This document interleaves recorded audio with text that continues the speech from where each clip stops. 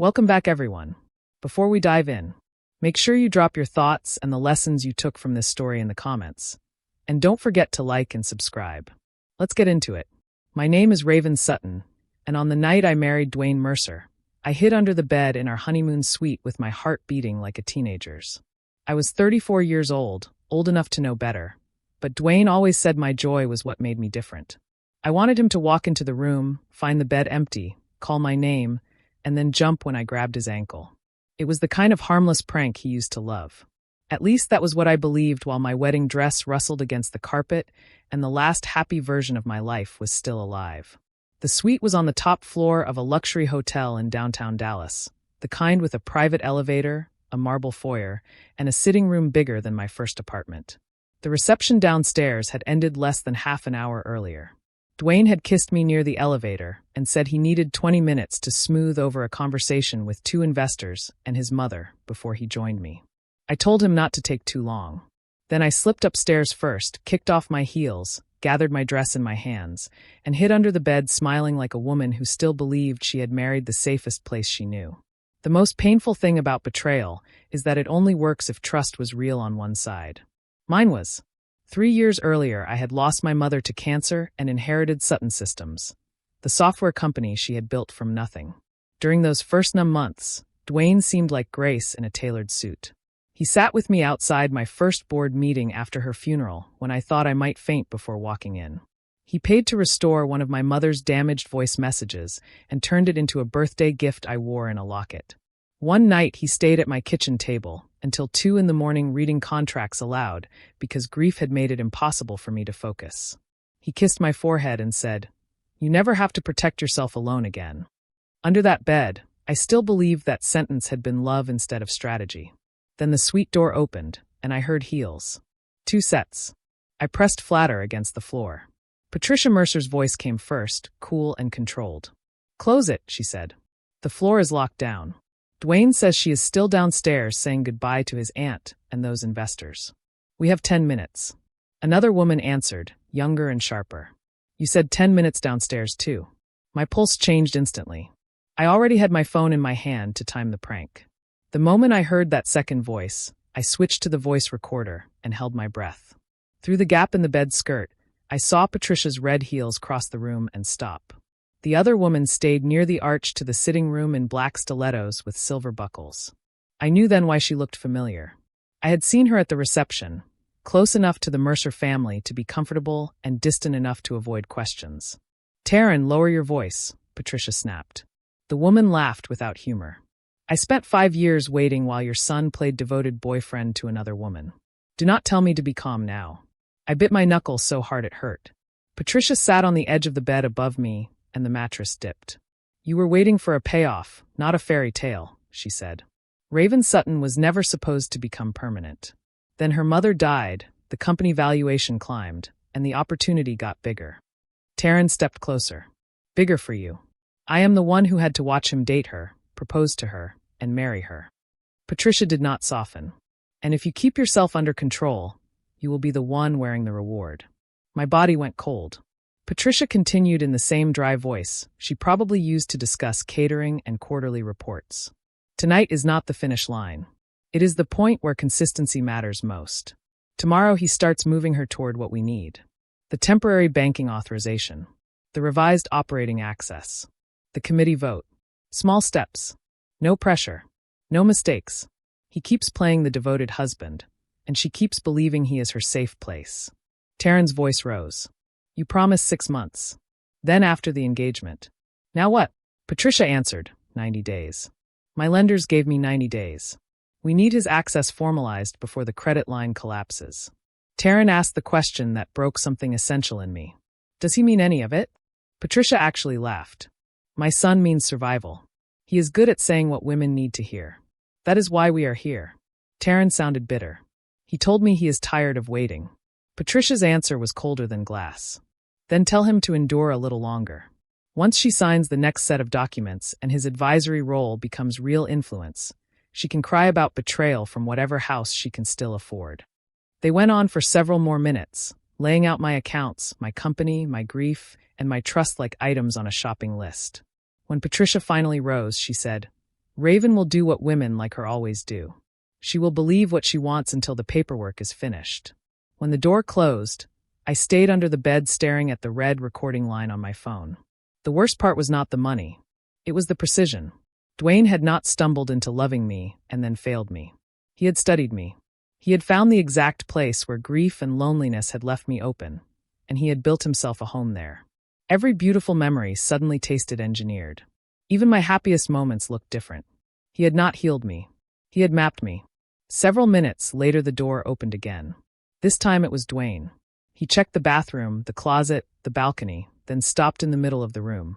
"Raven," he called. "Baby." He took out his phone. "She is not up here," he said into it. He listened, then added, "No, I told her I needed a few minutes. She might still be downstairs. I'm going back to look." He did not sound panicked enough for a groom whose bride had vanished on their wedding night. He sounded irritated and careful. Managed. Even then, even there, he sounded like a man protecting a plan instead of a wife. I waited until he left. Then I crawled out, stood up too fast, and almost fell. My reflection in the mirror looked like a woman dragged through smoke. Dust streaked the front of my dress. My makeup had split under tears I did not remember shedding. The diamond on my finger looked like a joke played by a cruel stranger. I wanted to rip it off and throw it through the glass. Instead, I replayed the first few seconds of the recording. Patricia's voice was clear. Terrence too. My name. My company. Their plan. Not everything, but enough to turn heartbreak into evidence. I slipped out through the service corridor and rode the back elevator down. In the lobby, I saw Dwayne talking to one of his cousins with his phone in his hand and concern carefully arranged across his face. He looked every inch the searching husband. He looked like a man I still could have believed if I had not already heard how little my life meant to him. I kept walking. Outside, I climbed into a town car and gave the driver Rochelle's address. Rochelle Grant opened the door in pajamas, took one look at my face, and pulled me inside without a question.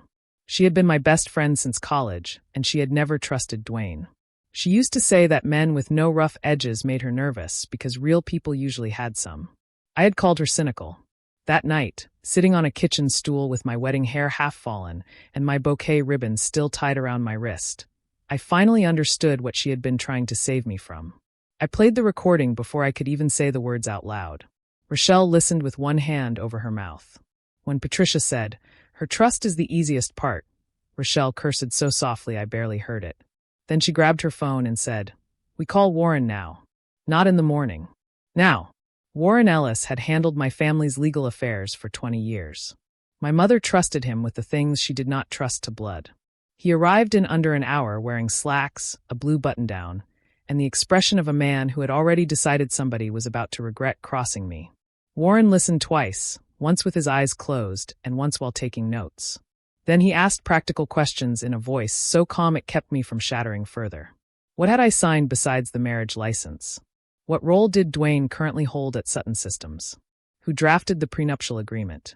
Had I ever granted him access to my personal accounts or patent filings? I told him the truth. Only the license that day. Dwayne had a temporary advisory board seat Patricia pushed as reassurance for investors. My own counsel had reviewed an earlier draft of the prenuptial agreement, but Patricia's lawyer sent the final execution copy during wedding week with changes Dwayne dismissed as formatting. Warren's mouth hardened. "Good," he said, and I almost laughed because nothing felt good. He leaned forward. "Good that they moved too early. Good that you recorded this. Good that he does not know you know." Then he gave me the first clear instruction I could hold on to. If you confront him tonight, he deletes, spins, hides, and denies. If you stay quiet for a little while, he keeps reaching. People like this get sloppier when they think the prize is close. Rochelle squeezed my hand. Warren added, "We protect your company first. Your heart can bleed later." I did not sleep. I sat in Rochelle's kitchen until dawn in borrowed sweatpants while Warren turned Betrayal into a checklist. Preserve the recording with metadata. Duplicate it. Lock down every password, approval chain, and data room at the company. Review the executed prenup, not the version I thought I signed. Assume Dwayne and Patricia would push for new signatures soon. Most important of all, let them keep believing I was exactly who they thought I was. "Can you do that?" Warren asked. I looked down at the ring on my hand and said, "I can do worse than that." I returned to the hotel just after sunrise. Dwayne was asleep on top of the comforter in his dress shirt, as if he had exhausted himself with worry. His phone sat on the nightstand with 3 missed calls to me and 6 tidy, appropriate text messages. "Where are you? Are you okay? Baby, call me." Enough to look concerned if anyone ever checked. Not enough to read his panic. I stood there and understood that even his anxiety had been branded. I went into the bathroom, washed my face, hid the damage with makeup, and practiced a smile until it looked harmless. When I woke him, he reached for me immediately. "Where did you go?" he asked. I gave him the lie Warren and I had chosen. I said I got overwhelmed, ran into relatives I had not seen in years, and ended up in a second room Rochelle's husband had arranged for guests. Dwayne studied me a second too long, then kissed my hand. "You scared me," he said. I was ready to wake up the whole hotel. It was so polished I almost admired it. Instead I touched his cheek and said, "I know. I'm sorry." The first 3 weeks of marriage became the hardest performance of my life. I smiled through breakfast. I let him kiss me goodbye. I listened when he talked about the future as if the word belonged to us. At Sutton Systems, Warren, corporate counsel, and my security chief moved quietly. Dwayne's document access narrowed under the explanation of a routine post-marriage security review tied to our upcoming product launch. Approval routes changed. Sensitive files shifted to secured folders. His advisory materials were routed through counsel instead of directly to him. Nothing dramatic on paper. Everything important in practice. The board issue required more care. Dwayne had not been made essential. He had been made visible. 3 months before the wedding, Patricia sold him to me as a polished operations strategist who could reassure skittish investors while I focused on product and expansion. He was given a temporary non-executive advisory seat with a scheduled review after the wedding quarter.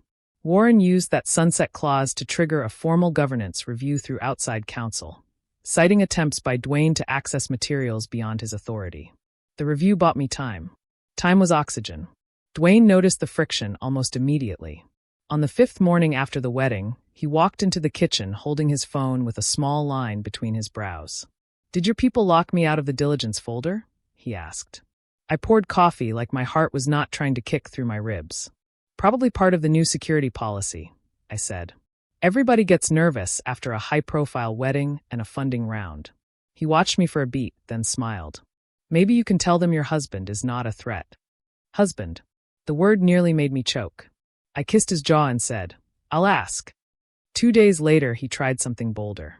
He came into my home office carrying a leather folder and wearing the expression he used whenever he wanted me to trust him more than I trusted myself. "I was thinking," he said, sitting across from me, "there are some simple things we should clean up now that we're married. Emergency account access. Temporary sign authority if you're traveling. Basic spousal protections." He slid the folder toward me. Nothing major. Just practical. I let my fingertips rest on the papers without opening them. "What kind of authority?" I asked. Dwayne leaned back like the picture of patience. "The kind that keeps life smooth. Say you're overseas and payroll gets delayed. Say a patent filing needs a quick sign-off. I step in, keep everything moving, and step back out. It protects you." Then he smiled, soft and intimate, the smile that had once made me hand him my grief like it was safe in his pockets. "You trust me, don't you?" he asked. There it was. Not a question. A lever. I smiled back and said, "Of course. I just want Warren to glance at it first." For the first time his mask slipped. It lasted maybe a second. His mouth tightened, not with heartbreak, but with irritation that ownership had been delayed. Then he recovered. "Sure," he said. "Whatever makes you comfortable." He kissed the top of my head and walked out with the folder. That moment helped me more than he knew. Patricia's recording proved conspiracy. Dwayne's face in my office proved intent. He had not been waiting for partnership. He had been waiting for paperwork. When Warren heard about the folder, he told me to write down every word while it was fresh. "We are building pattern now," he said. "Pattern wins." Warren also hired a licensed investigator named Calvin Hughes, former Financial Crimes Division, quiet and exact. Calvin did not come back with gossip. He came back with records. Business filings. Old apartment leases. A withdrawn civil complaint in St. Louis. A payment trail linking Patricia's company to a law firm that once sent a threatening letter to a woman named April Monroe. April turned out to be Dwayne's former fiancée. Calvin reached her through counsel, not surprise. 2 days later, She agreed to speak if her statement was handled properly and not turned into public entertainment. We met in Warren's office on a Tuesday afternoon. April was elegant, guarded, and tired in the way women get tired when shame is forced on them by someone else's lies. She told her story cleanly. Dwayne courted her after she received insurance money from her father's death. He persuaded her to co-sign an investment account he claimed would help them build a future. When she started asking questions about missing funds, Patricia framed her as unstable and ungrateful. When April threatened to go public, Patricia's lawyer sent a vicious letter referencing private photographs and defamation exposure. April left and went quiet. "I thought surviving him was enough," she said. "Then I heard your name." Hearing April's story did two things at once. It frightened me because it proved I was not dealing with improvisers. It steadied me because methods leave trails. Over the next 10 days, Calvin also photographed Dwayne meeting Taryn twice a week, sometimes in a parking garage, sometimes at a short-term rental Patricia had leased through an LLC, sometimes in Patricia's office after hours. The images hurt, but not the way they would have a month earlier. By then the pain was less heartbreak than insult. Every photo said the same thing. He thought I was stupid enough to finance my own destruction. The most devastating proof came from Dwayne himself, and he handed it to me through arrogance. He used a shared household tablet in our breakfast room to check email when his phone was charging. He assumed domestic space was safe because he assumed I was. One morning, after he left for the gym, the tablet lit up with a message preview from Patricia. "Call me before you ask her TO sign." I did not touch it. I photographed the screen and called Warren from the pantry. 2 hours later, his forensic specialist was in my house under the cover of updating our home network. The specialist created a lawful image of the shared device, preserved the login state, and extracted the synced materials properly. What he recovered made my skin go numb. Emails between Dwayne and Patricia. Draft language for the temporary authorizations. Calendar notes. Lender letters showing Patricia's company was inches from collapse. But the piece Warren kept returning to was an audio message Dwayne sent his mother 3 nights after the wedding. His own voice. Tired. Angry. Unmasked. "She is almost there," he said. "If she signs the Treasury access and the patent resolution, Sutton Systems is effectively ours. I can fake 6 more months. I am not spending another year pretending unless there is real control at the end." I listened to that message once. That was enough. There it was, not Patricia's plotting, not Taryn's jealousy, but Dwayne himself saying the quiet part plainly. His intent. His timeline. His contempt. The line that hurt most was not even about the money. It was, "I can fake 6 more months." Everything he had ever called love suddenly had an expiration date. Warren closed the file and said, "This is the center of the case. The rest supports it." I stared at the waveform on the screen and thought, "You should have just broken my heart." That would have been kinder. Once we had that recording, Warren moved fast. Preservation notices went out. Corporate counsel documented Dwayne's access, requests more formally. My executive team shifted patent and treasury approvals to a 2-person verification process. Patricia kept visiting, each conversation more revealing now that I understood the language.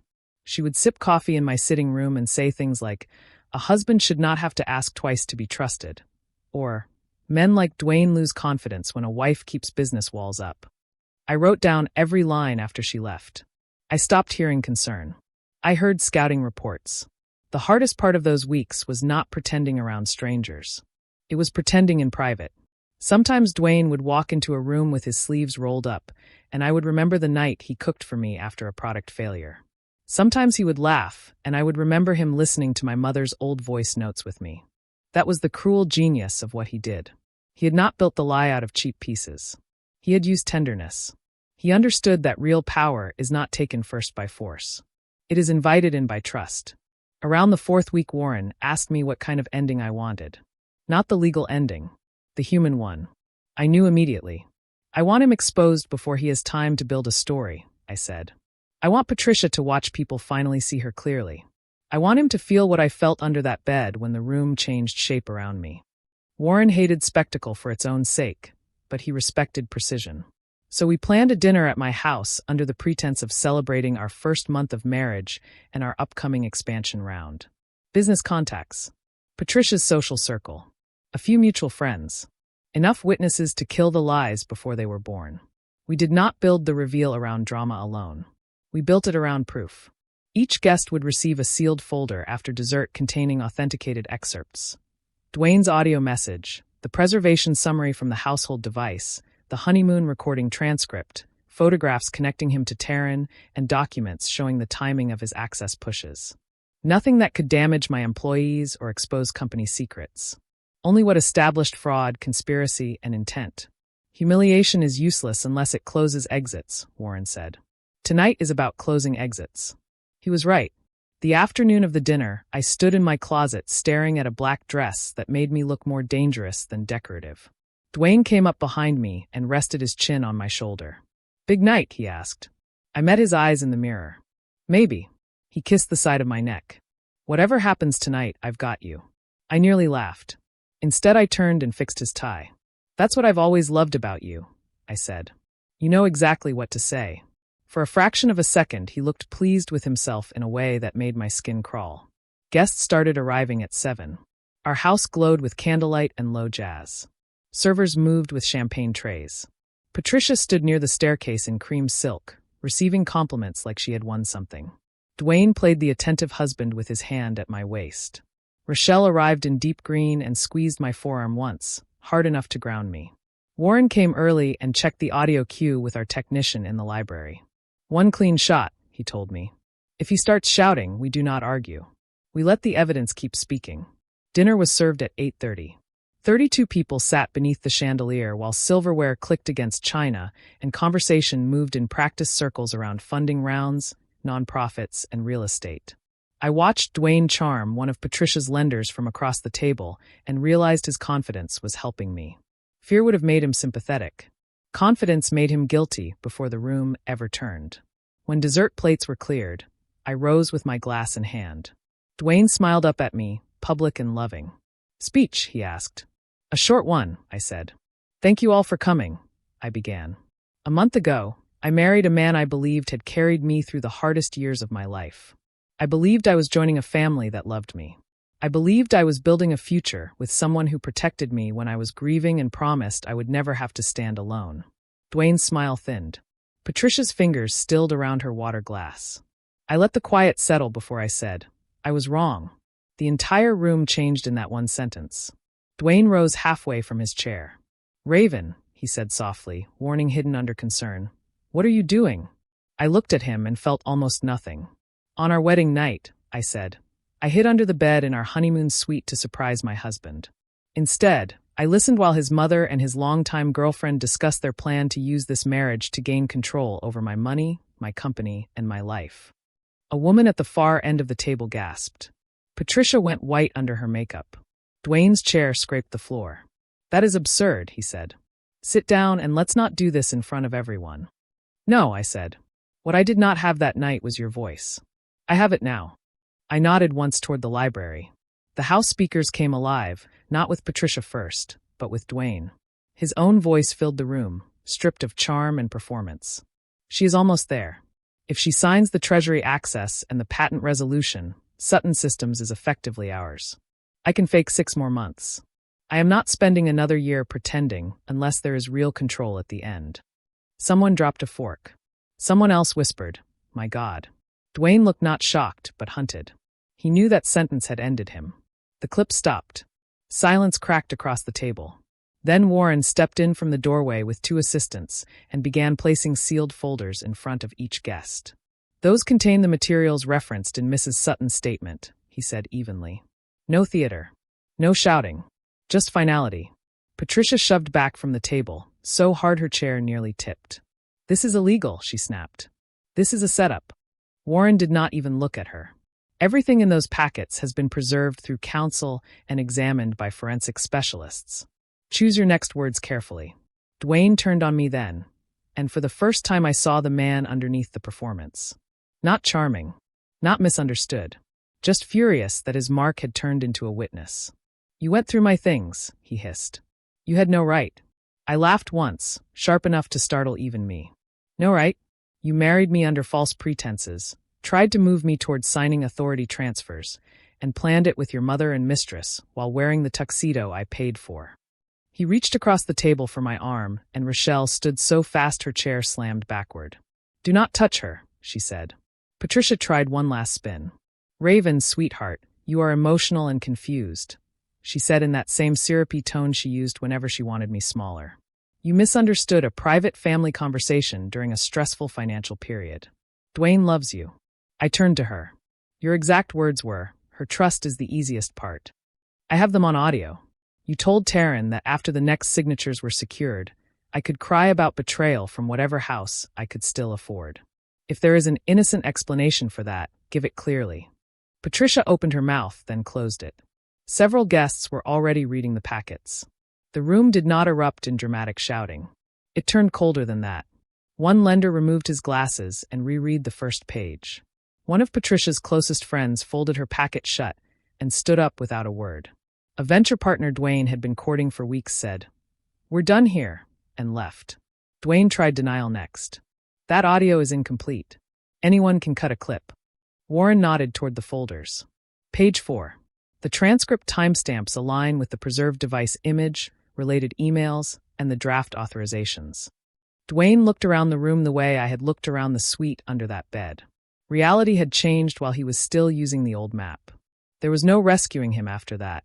Patricia called me ungrateful. Dwayne called me vindictive. Neither word landed because they were standing in proof of what they were. I told the guests I was sorry for the setting, but not the truth. I said I wanted the lies to die in the same kind of room where they had been polished. Then I stepped back and let silence do the rest. People left quickly, not out of discomfort with me, but disgust with them. Dwayne caught me in the foyer after the last major guest had gone. "You are blowing up both our lives over one ugly conversation," he said, voice low and shaking. "You don't even understand what you heard." I faced him under the staircase where he had once carried me laughing after a Christmas party. "Then explain your message to your mother," I said. "Explain what part of I can fake 6 more months sounds like a husband speaking in love." He stared at me, trying on different faces, apologetic, offended, persuasive. "None fit anymore." "You should have come to me," he finally said. "You mean before or after the theft?" I asked. He had no answer. Monday morning, Warren filed for divorce on fraud grounds and requested temporary protective orders regarding contact, residence, and financial interference. 2 weeks later, after the forensic reports were finalized and Calvin's materials were packaged properly, we filed the civil fraud suit against Dwayne and Patricia. The criminal side moved on its own clock. Warren referred the case to the district attorney's office with the preserved evidence. That distinction mattered. One case was about ending the marriage and recovering damage. The other was about whether the state agreed their deception had crossed into prosecutable fraud. Corporate consequences came first. My board's governance committee suspended Dwayne's advisory role pending review, then formally removed him once his concealed relationship with Taryn and his attempted access requests were documented. His company permissions were terminated completely.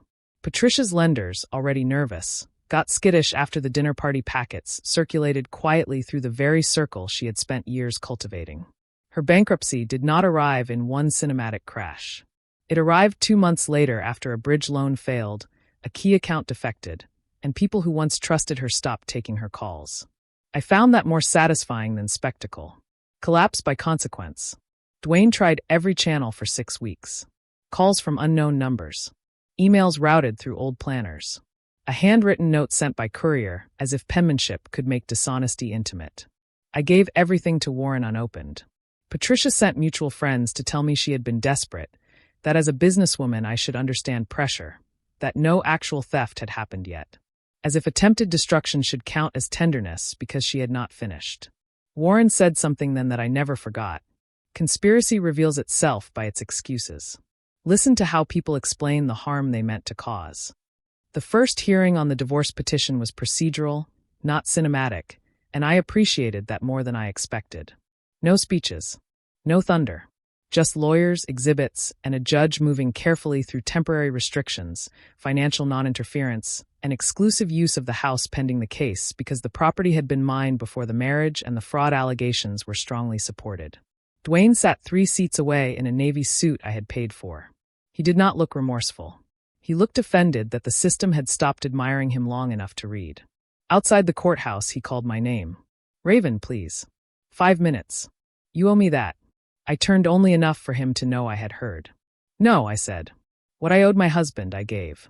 You gave that man away for money. Then I got into Warren's car and left. My hands shook for 10 minutes afterward.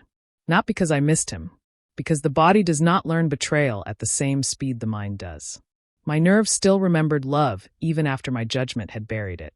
The district attorney's office moved more carefully than the civil court, and months passed before the criminal case became public. Investigators interviewed April. They reviewed Patricia's lender correspondence, the draft authorization forms, the household device extraction, the honeymoon recording, and Dwayne's access requests. Taryn cooperated before charges were finalized against her and turned over her own messages with Dwayne and Patricia, including one where Dwayne complained that I was dragging out the signature process and said that if I grew suspicious, he would pour on the husband act until she folded. By then, cruelty no longer shocked me. Pattern had taken its place. The civil case ended before the criminal one did. Faced with the recordings, the governance trail, April's affidavit, the financial documents, and Taryn's messages, Dwayne's side tried settlement first. Warren refused anything that required my silence. In the end, the court voided the prenuptial agreement under its own fraud clause and entered judgment in my favor on the core civil claims. The marriage ended exactly the way it began, under false pretenses. Dwayne lost the protections he thought he had built. Patricia was held liable alongside him. The money mattered less than the language. Fraud, deception, conspiracy. I wanted those words attached to what they had done. By the time the criminal charges were announced, Sutton Systems had stopped feeling like collateral and started feeling like home again. I threw myself into the company, but not recklessly. My team and I launched a workflow platform my mother had dreamed about for years. For the first time since her death, I did not feel like I was merely protecting what she left me. I was extending it. That mattered. So did the criminal case. Patricia took a plea when it became clear the documents and recordings left little room for fairy tales. Dwayne went to trial. I testified once calmly. I described hiding under the bed, turning on my phone recorder, hearing Patricia and Taryn discuss the plan, and later hearing Dwayne's own message about faking 6 more months. The prosecutor did not need tears. She needed clarity. Dwayne's attorney tried to recast him as a husband under stress, a son trying to save his mother, a man who said ugly things privately he never meant literally. The jury was not stupid. He was convicted on the counts that mattered most, and when the verdict was read, I did not feel triumph so much as release. Patricia went away too, though for less time. Taryn disappeared into another city with probation and a ruined name. What came after surprised me more than court ever did. Everyone talks about survival as if it is one clean climb. It is not.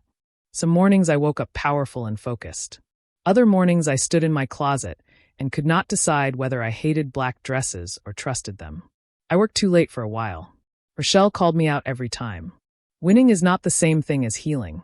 She told me over dinner after I canceled on her 3 times in a row. She was right, which irritated me because she usually was. Saving my company and exposing my husband did not automatically teach my nervous system how to feel safe again. The change came in small acts. I started running in the mornings instead of reading legal filings before dawn. I kept my plans. I stopped sleeping with my phone under my pillow. 6 months after Dwayne's conviction, Sutton Systems held a major launch event for our new platform in Dallas. After my presentation, during the reception, I met Gabriel Foster near one of the demo stations. He ran an architecture firm and had the kind of warmth that did not feel rehearsed. When he asked if he could call me sometime, I told him the truth. I'm not ready for anything complicated. He nodded and said, then I'm not offering complicated. If you ever want coffee, I can do coffee. It startled me how gentle honesty could feel. He kept his word. Every few weeks he sent an article or a note. Never too much, never in a way that asked for a debt. 3 months later, I texted him first. We met for coffee near Clyde Warren Park and talked for 2 hours. He listened without studying me for weakness. That should not have felt revolutionary. After Dwayne, it did. A year after the dinner party, I walked out of the final closing hearing on the remaining civil enforcement issues and found Gabriel waiting on the courthouse steps with a cup of coffee in each hand. He did not ask how I felt before I was ready. He just stood beside me until I said, "It's over." We walked 3 blocks before he reached for my hand, slow enough for me to stop him if I wanted. I didn't stop him. Dallas was bright around us, loud and alive. My mother's company was stronger than it had ever been. Patricia had lost the gamble she built her life around. Dwayne had lost the future he thought he could steal. And I had kept the one thing they never understood from the beginning, my ability to choose. They thought grief had made me weak, because grief had made me tender. They confused love with blindness, softness with surrender. They were wrong. I did not break in ways they could profit from. I listened. I planned. I let them think I was still theirs to move. Then I ended them with their own words, kept my life, and walked into the next chapter on my own terms. If you enjoyed this story, please like, comment, and share this video with your friends. Subscribe and turn on the notification bell so you never miss a powerful story drop.